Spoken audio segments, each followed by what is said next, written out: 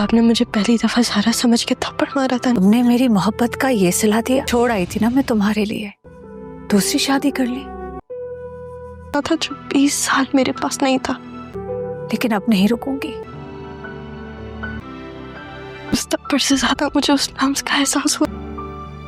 तुम्हारा आना जरूरी था। बहुत जरूरी था आना।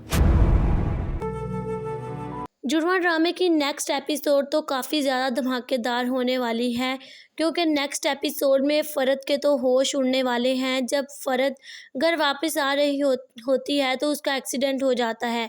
आदिल जब फ़रत को देखने के लिए हॉस्पिटल जाता है तो साथ ही सारा और उसकी माँ भी चली जाती हैं। फ़रत जब सारा को देखती है तो उसे काफ़ी ज़्यादा गुस्सा आ जाता है, लेकिन जैसे ही फ़रत शाज़िया को अपने सामने देखती है तो फ़रत के तो पैरों तले से ज़मीन निकल जाती है, क्योंकि फ़रत तो कभी सोच भी नहीं सकती थी कि शाज़िया एकदम से यूं उसके सामने आकर खड़ी हो जाएगी।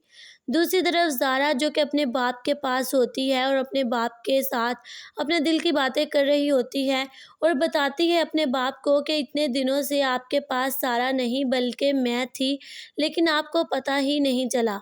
मज़हर जो कि अभी तक सदमे की हालत में ही है, इतने अरसे के बाद वो अपनी बेटी और बीवी को देखकर बिल्कुल हैरान है और अब भी उसे लगता है कि वो शाज़िया और सारा को और ज़ारा को कहीं नहीं जाने देगा।